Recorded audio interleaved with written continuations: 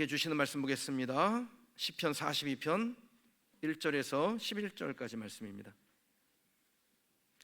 구약성경 833쪽 정도 됩니다. 시편 42편 1절에서 11절까지 말씀 봉독하겠습니다. 하나님이여, 사슴이 시냇물을 찾기에 갈급함같이 내 영혼이 주를 찾기에 갈급하니이다. 내 영혼이 하나님과 살아계시는 하나님을 갈망하나니 내가 어느 때에 나아가서 하나님의 얼굴을 배울까?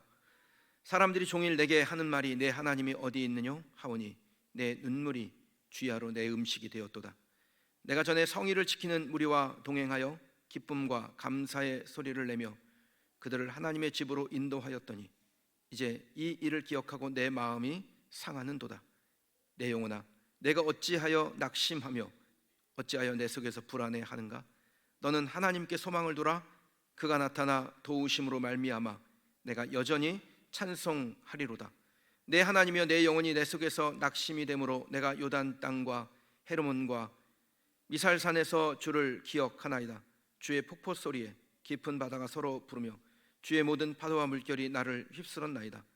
낮에는 여호와께서 그의 인자하심을 베푸시고 밤에는 그의 찬송이 내게 있어 생명의 하나님께 기도하리로다. 내 반석이신 하나님께 말하기를 어찌하여 나를 잊으셨나이까? 내가 어찌하여 원수의 압제로 말미암아 슬프게 다니나이까 하리로다. 내 뼈를 찌르는 칼같이 내 대적이 나를 비방하여 늘 내게 말하기를 내 하나님이 어디 있느냐 하도다. 내 영혼아, 내가 어찌하여 낙심하며 어찌하여 내 속에서 불안해하는가? 너는 하나님께 소망을 두라. 나는 그가 나타나 도우심으로 말미암아 내 하나님을 여전히 찬송하리로다. 아멘. 성도여, 지금은 소망할 때라는 제목으로 시를 치가 있는 10월 두 번째 말씀 증거하겠습니다. 요즘 여러분들 나라 걱정 막 되시죠? 정말 심각한 수준입니다. 특히 정치권에서는 매일 새로운 이벤트를 국민들에게 제공을 합니다. 이러다가 우리나라가 어떻게 잘못되는 건 아닐까? 이런 생각이 들 정도입니다. 경제는 많이 어렵다는 이야기를 저도 듣고요. 또 외교도 갈피를 못 잡는 듯합니다. 사회적 문제가 진짜 한둘이 아닙니다.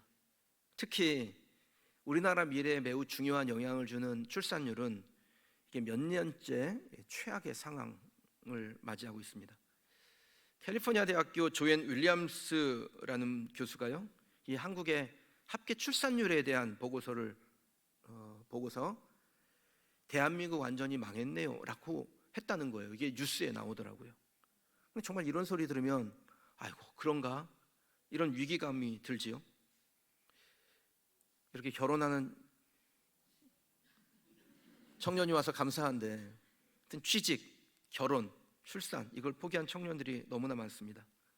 이제 베이비붐 세대가 은퇴를 시작했는데 이제 노인 빈곤의 문제가요 심각한 사회 문제가 될 거예요. 풀어야 될 문제들이 하나둘이 아닙니다. 제가 우리나라가 직면한 몇 가지의 문제를 열거 했는데 잠시지만 듣고 있자니 골치가 아프시죠? 이런 얘기를 들으면 비례가 암담하고 소망이 구말리 달하는 것처럼 느껴질 수 있습니다. 그런데요, 정말 우리가 이렇게 소망 없는 미래가 구말리 떨어진 그 소망이 우리에게 있는 것일까요? 우리 미래는 계속 어두울까요? 저는 다르게 봅니다. 아무리 상황이 힘들어도 예수 믿는 사람의 입에서는요, 소망이 없다, 미래가 어둡다, 이미 끝났다, 이런 말은 하면 안 돼요. 만약에 우리가 이런 말을 한다면 그는 믿음 없는 사람이에요. 예수 믿는 사람은 그렇게 말 못해요. 하나님이 120여 년 전에 우리나라를 택하셨죠. 제사장 나라로 택했습니다. 그래서 정말 복음이라고는 한 톨도 없는 나라에, 가난하고 무지했던 이 나라에 선교사들이 와서 자기들의 생명을 던져서 복음을 전했고, 기독교 역사상 유례를 찾을 수 없는 엄청난 부흥을 우리나라가 경험했습니다. 그리고 세계에서 두 번째로 많이 선교사를 파송하는 제사장 나라로 지금까지 쓰임받고 있습니다. 그렇게 하나님의 부르심을 받고 제사장 나라가 된 이후에 우리나라 위기 없습니까? 셀 수 없는 위기가 있었어요. 근데 하나님께서 그때마다 이 나라를 지켜오셨다는 거예요. 전 하나님의 계심을 믿기 때문에, 그리고 하나님을 믿는 여러분이 있기 때문에 이 나라에 무한한 소망이 있다고 믿습니다. 소돔과 고모라가 멸망한 이유가 뭡니까? 타락했기 때문인가요? 그것이 출발점일 수는 있습니다. 그런데 멸망의 마침표는 누가 찍습니까? 왜 찍힙니까? 그곳에 그 땅을 위해서 기도하는 의로운 사람 10명이 없어서 소돔과 고모라의 멸망의 마침표가 찍히죠. 그러니까 우리나라가 이대로 몰락해요? 그러면 누구 책임이에요? 기독교인 책임이에요. 하나님이 지키신다는 믿음을 놓쳤기 때문에 멸망의 마침표 지키는 거거든요. 여러분이 이 나라의 미래를 어떻게 생각하시는지요? 하나님이 지킨다? 나 때문이라도 지킨다. 여러분, 이 확신이 저와 여러분에게 있기를 주님의 이름으로 축원합니다. 그럼 우리 가정은, 우리 일터는, 우리 교회는, 이 나라는 절대 올락하지 않을 겁니다. 당장은 먹구름이 하늘을 덮을 수 있겠죠. 근데 깜깜하다 그래서 그 구름 뒤에 태양이 없어집니까? 눈앞에 어둠이 임했다고 칠게요. 근데 그 깜깜할 때 별은 더 빛나요. 세상이 어두워도 하나님께 소망을 둔 사람이 있다면 그 사람은 그 어둠 가운데서 빛나게 되어 있습니다. 암담한 현실이지만 저와 여러분들이 믿음의 기초 위에 소망을 품으면 그 어두운 순간에 하나님은 우리를 빛낼 것이고, 우리 때문에 우리 삶의 모든 순간들이 하나님의 일하시는 현장으로 바뀌게 될 줄 믿습니다. 지금 우리나라의 형편이요, 한국교회 상황이, 내 개인의 형편이 깊은 어둠 가운데 있을 수 있죠. 그때 저와 여러분이, 그리고 한국교회를 사랑하는 깨어있는 그리스도인들이, 이 영적 지형을 바꾸기를 원하는 성도들이 하나님이 소망이심을 믿고 기도하면 하나님은 그 때문에, 그들 때문에, 그 공동체 때문에 다시 기회를 주시고 하나님의 영광을, 하나님의 능력을 세상 가운데 펼치도록 하나님께서 그를 통해, 그 공동체를 통해 기회 주실 줄 믿습니다. 오늘 우리가 읽은 시편 42편은 원저자는 다윗입니다. 제목에 고라자손의 맞쓰길이라는 제목이 붙어 있는데, 이는 고라자손이 그 다윗의 시를 묵상하고 그 내용을 깨달은 대로 함께 공동체적으로 기도한, 노래한 시라는 뜻입니다. 이 시의 배경은 사무엘하 15장에 다윗이 압살롬에게 쫓겨가던 장면을 배경으로 합니다. 아들의 반역으로 아버지가 자식에게 쫓기는 신세가 됐습니다. 여러분, 그때 다윗의 마음은요, 사울에게 쫓겨다닐 때의 심정하고는 달라요. 정말 비참했겠죠. 자식에게 쫓겨다니니까 어디 가서 하소연할 수도 없습니다. 그 사람 때문이야, 이게 안 되는 거예요. 그야말로 지하실을 파고 내려간 비참한 심정이었을 겁니다. 그런데 다윗이 그 구덩이에 떨어진 자기의 심정을 오늘 1절 말씀해 보니까요, 마치 시냇물을 찾기에 갈급한 짐승 한 마리를 표현을 해요. 1절을 볼까요? 하나님이여 사슴이 시냇물을 찾기에 갈급함 같이 내 영혼이 주를 찾기에 갈급하니이다. 여기 갈급하다라는 단어가 나오는데, 이 언어의 뜻을 좀 살피면요, 헐떡이며 헤매다, 이런 뜻이에요. 그러면 동물 나오는 그 다큐멘터리 보면 막 가뭄 들어가지고 동물들이 막 물을 찾아 헤맬 때 혀가 막 여기까지 내려가지고 막 이러는 거 있잖아요. 여러분, 그렇게 헐떡이면서 헤매는 것이 지금 나의 형편이다라고 말하고 있는 겁니다. 얼마나 비참해요. 이대로 그냥 죽고 싶지요. 그런데 이렇게 비참한 상황에서도 다윗이 그 자신의 생명을 꺼트리지 않고 버티고 지키는 이유는 무엇일까요? 다윗 안에, 그의 심령 안에 아직 남아있는 소망의 일부에 하나님에 대한 믿음이 있기 때문입니다. 비록 백성들에게 외면받고 부하들에게 배신당하고 자식에게까지 버림받았지만 이 절망적 상황에서도 함께 하시는 하나님에 대한 소망이 그의 가운데, 그의 중심 가운데 가슴 깊은 곳에 있으니까 치욕스럽고 비참한 현실을 이겨낸다라는 겁니다. 5절을 같이 한번 읽어볼까요? 내 영혼아, 내가 어찌하여 낙심하며 어찌하여 내 속에서 불안해하는가? 너는 하나님께 소망을 두라. 그가 나타나 도우심으로 말미암아 내가 여전히 찬송하리로다. 아멘. 다윗은 낙심 가운데 들어갈 수밖에 없는 자기 자신을 향하여 외치는 겁니다. 무엇을 하겠다라는 거예요. 이 비참한 상황에서 뭘 하겠대요? 찬송하겠답니다. 그가 여전히 찬송할 수 있는 이는 무엇입니까? 어떻게 이런 태도를 가질 수 있나요? 그에게 아직 하나님이 소망이기 때문이에요. 사랑하는 성도 여러분, 우리에게 주어지는 현실이 우리의 삶의 질을 결정하지 않습니다. 우리의 삶의 질을 결정하는 것은 소망이에요.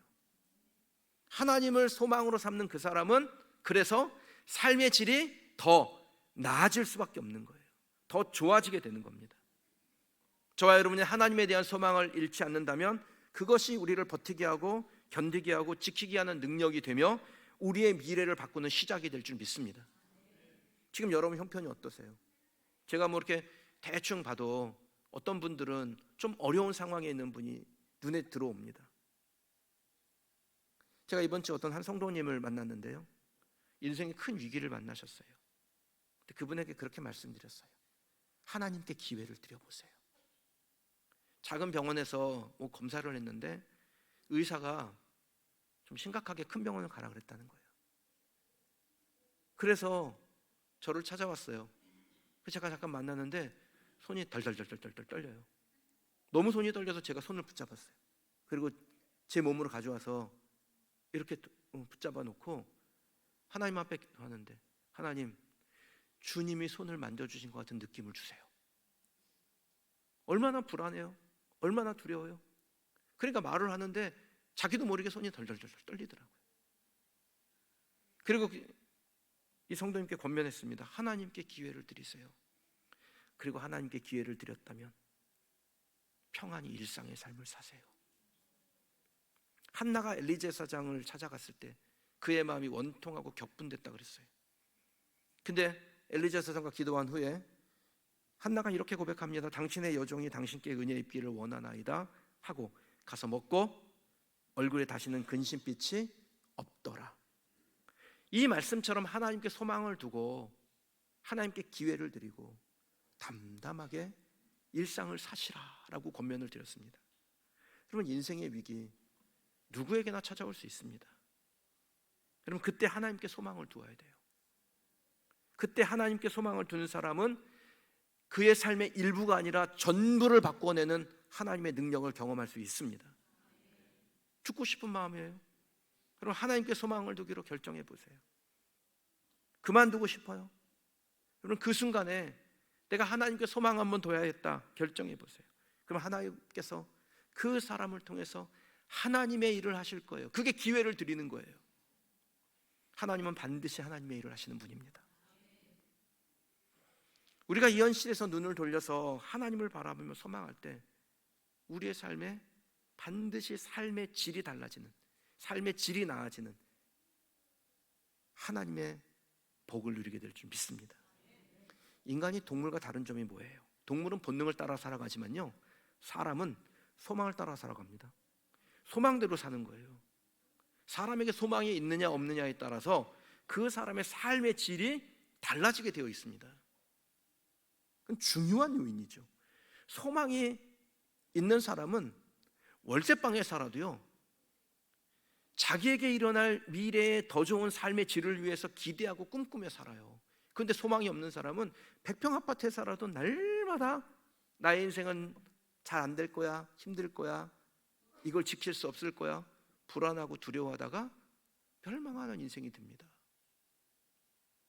결국 삶의 질을 결정하는 것은 물질이 아니라 소망의 유무인 것이죠. 그럼 우리가 하나님으로 인하여 소망이 생긴다면 당연히 삶의 질이 달라질 수밖에 없는 거예요.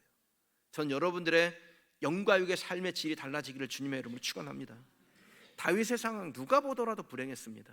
그럼에도 소망이 있으니까 그 거친 광야에서 아름다운 시를 지을 수 있는 감성이 있고 여유가 생기는 거 아니겠어요? 얼마나 마음이 복잡했겠어요. 이대로 치욕스럽게 내 인생이 끝나는 건 아닐까?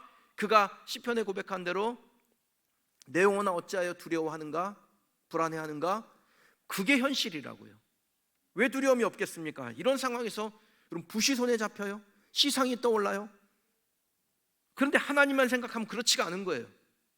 지금은 이렇게 초라한데, 지금은 이렇게 비참한데 하나님이 하실 일 생각하니까 가슴이 뛰는 겁니다. 전 저와 여러분들이 가슴 뛰는 하나님의 사람 되기를 주님의 이름으로 축원합니다.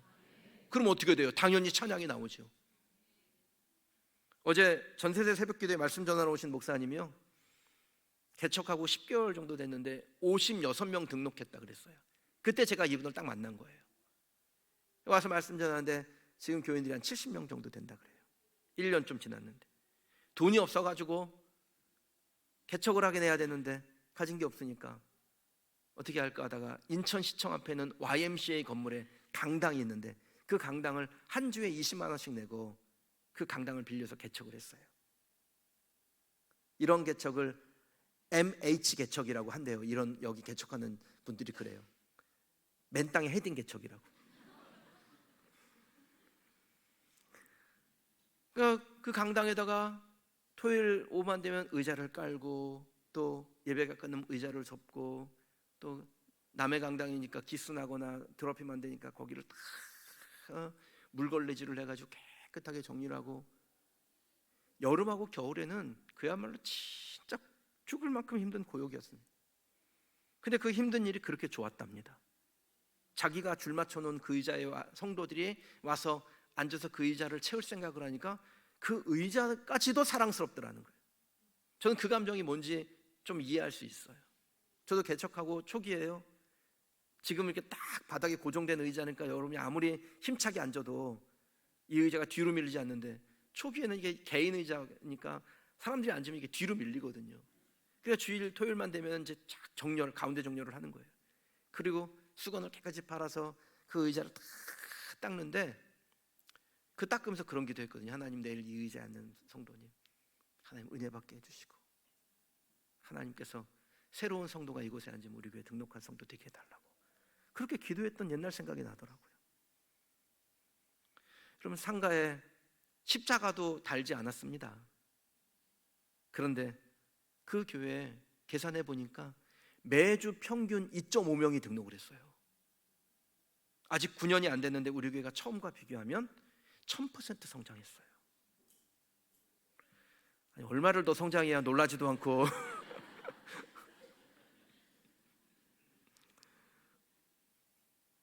저는 여러분의 삶에도 하나님께서 끝내주게 일하실 줄 믿습니다. 먼저는 소망을 주실 것이고 그 소망을 부여잡는 여러분의 삶의 질을 더 좋게 하실 줄 믿습니다. 우리가 하나님을 소망으로 붙잡으면요, 해야 될 일이 있는데 일단 입부터 크게 여세요. 입을 열어야 하나님이 채우실 거 아니에요? 우리가 연만큼 채우신다고 했습니다. 시편 81편 10절에요 나는 너를 애굽 땅에서 인도하여 낸, 같이 읽으실까요? 이거 중요한 건데 읽어볼게요. 나는 너를 애굽 땅에서 인도하여 낸 여호와 하나님이니 내 입을 크게 열라 내가 채우리라. 아멘. 그러니까 입을 크게 열라는 건 무슨 뜻입니까? 하나님을 기대해 보라는 겁니다. 하나님에 대한 기대가 없으면 어떻게 입을 열어요? 채우실 줄 알고 입을 열지요. 그러니까 하나님께 소망을 두라는 거예요. 구체적으로는 어떻게 하실지 몰라요. 그런데 하시겠다라는 겁니다. 하나님은 우리 생각보다 모든 것에서 크신 하나님이니까 우리의 작은 생각에 하나님을 묶어두면 안 됩니다. 여러분이 상상하는 것이 무엇이든 그 이상으로 하나님께서는 채우실 것입니다. 그러니까 어리석은 사람은 입으로는 전능하신 하나님을 말하는데 자기의 생각으로는 상식 안에 자꾸 하나님을 묶어둔다는 거예요. 그럼 말씀을 잘 보세요. 구하라 그리하면 주실 것이요. 범위가 있습니까? 어디까지만 구해라 나도 감당하기 어렵다 이러지 않으시잖아요. 그냥 구하라고 하셨지 범위를 주지 않으셨습니다. 그러니까 여러분들도 하나님을 제한하실 게 없어요. 도저히 상상이 되지 않는다면 그냥 상상을 하지 마세요. 감격만 하시면 돼요. 전 세계에서 가장 좋은 호텔, 세계 6대륙에 500개가 넘는 호텔을 운영하는 힐튼 호텔이라는 곳이 있죠. 이 힐튼 호텔을 세운 분은 콘라드 힐튼이라는 분인데요, 입지전적 인물이에요. 아버지를 잘 둬가지고 뭐 재벌 2세가 된 게 아닙니다. 가진 것도 없고 배운 것도 없어서 호텔에 손님들 집 날라주고 엘리베이터 눌러주고 누가 배를 올리면 쫓아가서 도와주고 그런 벨보이로 처음 생업을 시작했습니다. 그런데 그 벨보이 중에 이 콘라드 힐튼만 있는 건 아니죠. 여러 사람이 있어요. 근데 남달랐습니다. 자기의 책상에다 그 당시에 가장 좋은 호텔 사진을 구해서 탁 올려놓고 매일 꿈꿔요. 나는 언젠가 이 호텔의 주인이 될 거다. 사진을 볼 때마다 호텔 주인이 되는 상상을 하고 소망을 품었습니다. 그리고 그로부터 15년 뒤 1949년에 콘라드 힐튼은 자신이 소망한 대로 이 호텔의 주인이 됩니다. 그에게 성공의 비결에 대해서 사람들이 물을 때 그는 이렇게 대답했어요. 사람의 미래는 그의 재능에 의해서가 아니라 그가 마음속으로 생생하게 그리는 소망에 의해서 결정된다. 사람들이 그러잖아요. 재능이 없어서 안 된다고요. 나는 뭐 이게 부족하고 저게 부족하고 그래서 안 된다고요. 여러분, 요즘 애들 꿈이 뭔 줄 아세요? 재벌 2세가 되는 거예요. 그런데 아버지가 노력을 안 한대.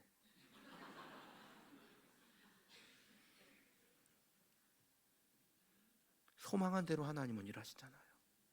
사랑하는 성도 여러분, 소망 품으시길 바랍니다. 그리고 기왕에 품는 소망, 좀 가치 있는 소망을 품는 저와 여러분이 되시길 원합니다.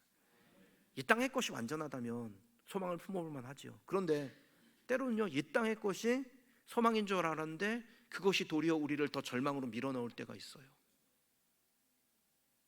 그래서 다윗은 자기 자신을 향하여 하나님께 소망을 두자 스스로를 향하여 다짐합니다. 영원한 하나님께 소망을 두라고 스스로에게 말하고 있는 겁니다. 하나님께 소망을 두면 불안한 상황 가운데서 여전히 찬송할 수 있는 인생으로 바뀔 수 있다. 이것이 다윗이 우리에게 알려주는, 절망의 상황에 놓여 있는 사람들에게, 소망을 꿈꾸는 사람들에게 알려주는 영적인 지혜입니다. 성경의 인물 중에서요, 욥처럼 비참한 사람은 없었죠. 그러니까 욥이 제일 비참해 보여요. 성경에서 재산 잃고 가족 잃고 하루아침에 모든 것을 다 잃어버렸습니다. 친한 친구들이라고 생각했는데 와서 한마디 두마디 건네는 게 가슴을 후벼 파는 말을 해요. 이 바닥까지 떨어진 욥의 삶을 우리가 성경을 통해서 대할 때 아유 불쌍하다, 아유 저렇게 사는 인생 정말 저렇게 살지 말아야 돼, 이렇게 생각합니까? 고난 가운데 있는 삶인데도 불구하고 매우 숭고하다, 진짜 욥은 숭고하게 사는구나, 이런 생각하잖아요. 비참하기보다 숭고해 보이는 이유는 뭡니까? 죄를 뒤집어 쓰고 너무 몸이 가려워서 그 욕창 때문에 기와장을 가져다가 그 몸을 박박 긁는 그런 고통의 순간에 이 욥이 고백하는 그 고백 속에서 우리는 그가 삶이 숭고하다라고 여겨요. 내가 앞으로 가도 그가 아니 계시고 뒤로 가도 보이지 아니하며 그가 왼쪽에서 일하시나 내가 만날 수 없고 그가 오른쪽으로 돌이키시나 배울 수가 없구나. 그러나 내가 가는 길을 그가 아시나니 그가 나를 단련하신 후에 내가 충근같이 되어 나오리라. 아멘. 내가 순금같이 되어서 나오리라. 뭡니까? 소망 아니에요? 다윗이나 욥이나 누가 봐도 비참한 상황이에요. 그럼에도 불구하고 여전히 하나님을 찬양할 수 있는 이유는 뭡니까? 그들 안에 하나님에 대한 소망이 있는 것. 그들이 하나님에 대한 소망을 꺾지 않고 붙들고 있었기 때문 아닙니까? 주님이 나를 도우실 것이고 나를 더 깨끗한 순금으로 만들어서 나오게 하실 것이라는 그 소망이 있기 때문에 삶은 숭고해지는 거예요. 그러니까 여러분의 어려운 일이 찾아왔을 때 그 어려운 일 앞에서 내가 소망을 품잖아요. 사람들이 여러분을 보면서 뭐라고 그러냐면 참 힘들고 어렵긴 한데 저 사람 보니까 삶이 참 숭고하다, 그렇게 사람들이 보는 거예요. 로마서 5장 3절 4절 말씀이에요.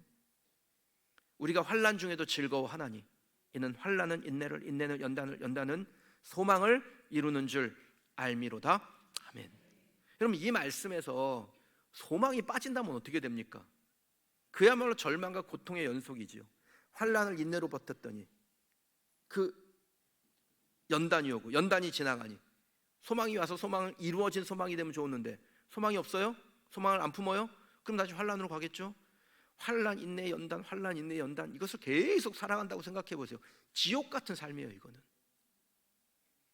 근데 하나님 어떻게 하십니까? 어디에 이르게 하신다 그래요? 소망이 이른다고 하세요. 그래서 그 소망에 이를 것을 알기 때문에 지금 환난을 당하나 즐거워할 수 있는 겁니다. 그 즐거움이 있으니까 인내로 버티는 거예요. 인내가 지나고 나면서 내게 쌓여진 연단이 되는 거예요. 그걸 숭고하다 그래요.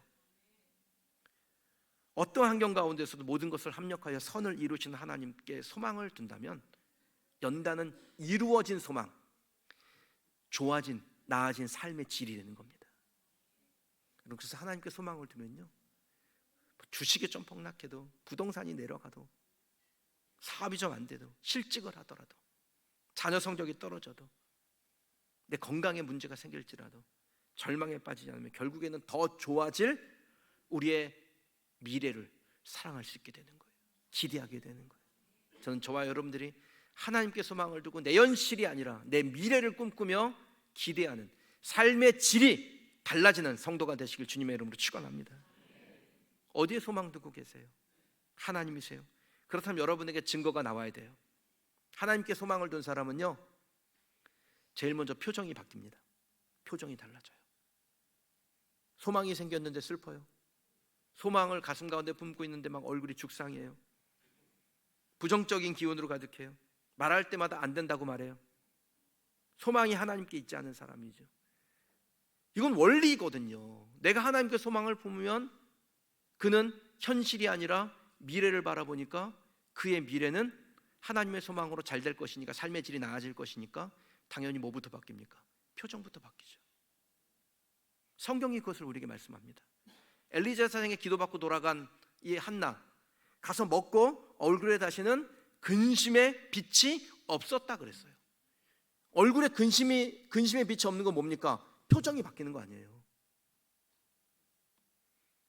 전 저와 여러분들이 표정이 달라지는 신앙이 되길 주님의 이름으로 축원합니다. 얼굴에 근심이 없고 기쁨으로 먹고 마시며 하나님이 행하실 일을 기대하며 하나님 앞에 소망을 두고 살아가는 신앙인이 저와 여러분이 될 줄 믿습니다. 우리가 현실에서 눈을 돌려서 하나님을 바라고 소망할 때 찾아온 결과가 뭘까요? 우리의 상한 마음이 하나님으로 인하여 치유됩니다. 근데 마음이 치유되잖아요? 그럼 그 사람은 육신이 치유되는 거예요. 다윗은 육체적으로 힘든 상황에 있을 뿐 아니라 정신적으로 진짜 힘들었어요. 3절 말씀이에요. 사람들이 종일 내게 하는 말이 내 하나님이 어디 있느냐 하오니 내 눈물이 주야로 내 음식이 되었도다. 사람들에게 조롱을 받는 거예요. 하나님이 있냐? 하나님이 있으면 네가 그렇게 됐겠냐? 여러분, 내가 진짜 인생이 안 풀리게 이런 얘기를 듣잖아요. 진짜 하나님이 나와 함께 하지 않는가 보다, 그런 마음이 들어서 참 밑바닥으로 막 밀려 내려간 느낌이 듭니다. 사람들이 던지는 말 한마디가 내 가슴에 와서 칼처럼 꽂혀요. 10절에 내 뼈를 찌르는 칼같이 내 대적이 나를 비방하여 늘 내게 말하기를 내 하나님이 어디 있느냐 하도다. 하나님이 없다라고 말하는데 뭐라고 반박하기가 어려운 거예요. 그래서 눈물이 주야의 음식이 되죠. 정신없이 헤매고 돌아다녀야 했습니다. 어쩜 우리 중에 이런 분이 있을 수도 있어요. 여러분, 이 다윗의 상태를 현대 의학으로 표현하면 심각한 우울증이에요. 이 우울증 환자 뭔 말을 해도 먹히지가 않습니다. 다윗도 아마 그 상황이 그랬을 거예요. 사람들이 와가지고 뭐 극복할 수 있습니다 막 이런 얘기를 했을 거예요. 근데 그 말이 귀에 들어오질 않는 거예요. 그런데 이 심각한 우울증으로부터 다윗이 어떻게 빠져나옵니까? 어떻게 찬송을 하는 입술로 치유될 수 있습니까? 11절 말씀이에요. 같이 읽어보신데 또박또박 큰 소리를 읽겠습니다. 내 영혼아, 내가 어찌하여 낙심하며 어찌하여 내 속에서 불안해하는가? 너는 하나님께 소망을 두라. 나는 그가 나타나 도우심으로 말미암아 내 하나님을 여전히 찬송하리로다. 아멘. 무엇이 심각한 우울증으로부터 빠져나오게 합니까? 무엇이 그를 죽음의 병에서 건져냈습니까?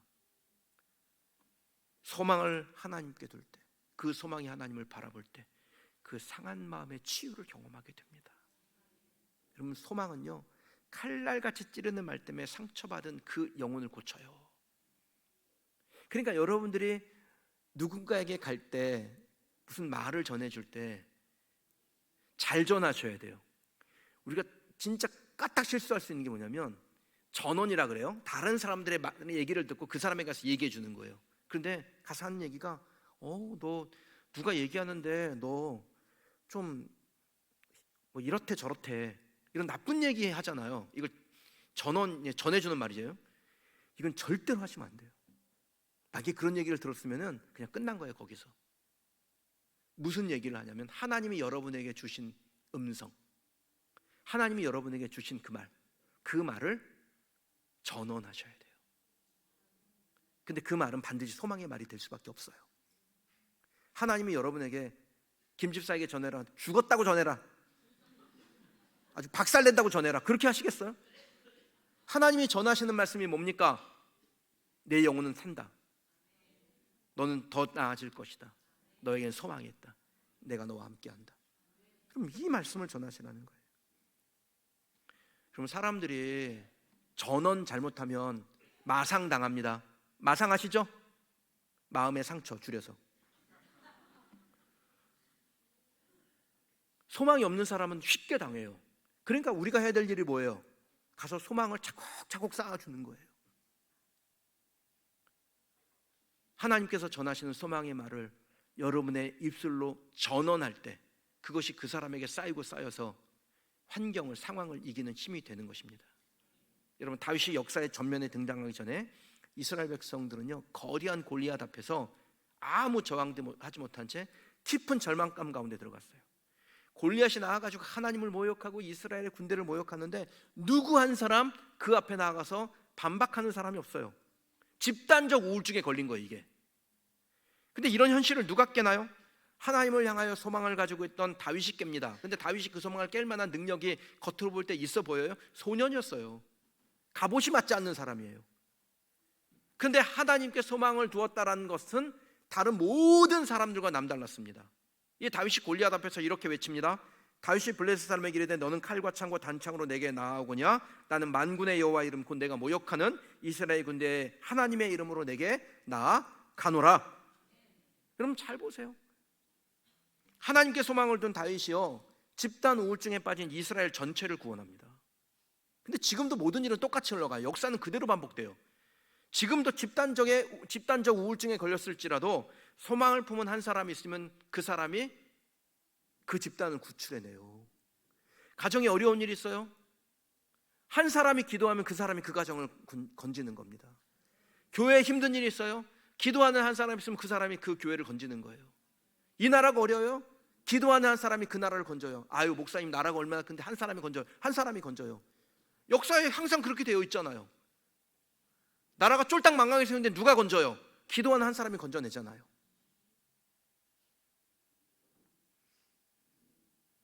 하나님께 소망을 둔 사람이 문제를 해결합니다. 그리고 그 사람이 나중에 세월이 흐르면 위인전에 이름 올리는 겁니다. 단테가 지은 신곡이에요. 그 지옥 입구에 이런 글귀가 쓰여 있다라고 단테가 기록하죠. 이곳에 들어오는 모든 자들은 소망을 포기하라. 지옥은 뭐 하는 곳입니까? 소망이 없는 거예요. 그러니까 이 말의 뜻은 절망을 가지고 사는 사람은 비록 살아있다 할지라도 지옥 같은 삶을 산다는 거예요. 왜냐하면 지옥엔 소망이 없는데, 소망이 없으니까. 그러나 소망을 품고 이 땅을 사는 사람은요, 자기 자신을 살 뿐 아니라 절망에 빠진 사람까지도 살려내는 축복의 통로가 될 줄 믿습니다. 저와 여러분이 그 일을 하는 거예요. 우리 교회가 그 일을 하는 거예요. 저는 개척회 목사님들이 많이 찾아와요. 그리고 제가 그런 분들한테는 유난히 신경을 많이 씁니다. 왠지 아세요? 그분들에게 우리 교회가 소망이 되고 있잖아요. 그분들에게 제가 소망이 되고 있잖아요. 그분들에게 여러 성도님들이 소망이 되고 있다고요. 제 아내가 다른 교회에서 예배를 좀 드려야 될 일이 있어서 예배를 드렸어요. 그런데 그러는 거예요. 여보, 우리 교회는 너무 분위기 좋은 거야. 우리 교회는 너무 살아있는 교회야. 여러분, 우리가 살아있어야 우리 교회에 들어온 영혼들이 삽니다. 그게 소망을 가진 사람의 결과예요. 사랑하는 성도 여러분, 여러분 자신에게뿐 아니라 누구에게든지 무조건 소망이 될 만한 말을 하세요. 마태복음 9장에 12의 혈루증 앓던 여인 나오지요. 이 여인이 예수님의 소문을 듣고 제일 먼저 한 일이 무엇이냐면 자기 자신에게 소망의 말을 건네는 거예요. 이는 제 마음에 그 겉옷만 만져도 구원을 받겠다 함이라. 자기의 마음에 그렇게 얘기한 거예요. 자기 자신에게 내가 예수님의 겉옷만 만져도 내가 낫겠다, 구원을 받겠다. 그렇게 자기 자신에게 그 말을 건넨 결과가 뭡니까? 오랜 질병으로부터 치유된 거예요. 지금 여러분은 올가매고 있는 것이 있습니까? 내가 주님의 이름만 불러도 내가 구원을 받겠다. 이 고백을 여러분 스스로에게 하세요. 여러분 마음에 여러분이 먼저 말하셔야 돼요. 제 말 흘려듣지 마시고요. 주님 이름 부르기만 해도 구원하신다.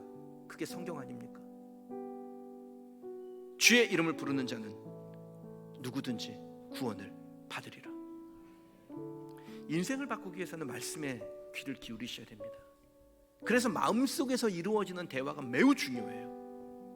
사단은 끊임없이 우리의 마음속에 이제 끝났다, 그만 포기해라, 하나님이 어딨냐 이렇게 말합니다. 여기에 귀를 기울이면 인생은 꽉 나는 거예요. 반대로 우리의 마음에 들려주시는 주의 음성, 내가 너를 고친다, 너는 치유된다, 너의 삶의 질은 더 좋아진다. 이 말씀에 귀를 열면 다 고침받고 다 치유되고 다 회복될 줄 믿습니다. 현실은 우리를 갈등하게 하죠. 갈등하세요. 근데 마지막 결론은 소망으로 맺으시길 바랍니다. 절망 속에서 하나님을 향한 소망을 버리지 않는 다윗 갈등 안 했겠습니까? 소망과 절망 사이에 수없이 갈등했을 거예요. 내 생각처럼 내 계획처럼 바뀌지 않는 현실의 상황 우리를 갈등하게 만듭니다. 그러나 다윗의 결론은 항상 같았습니다. 나의 영혼아 잠잠히 하나님만 바라라. 무릇 소망이 그로부터 나온도다. 오직 그만이 나의 반석이시오 나의 구원이시오 나의 요새시니 내가 흔들리지 아니하리로다. 여러분, 이 고백이 소망을 하나님께 둔 저와 여러분의 고백이 되기를 주님의 이름으로 축원합니다.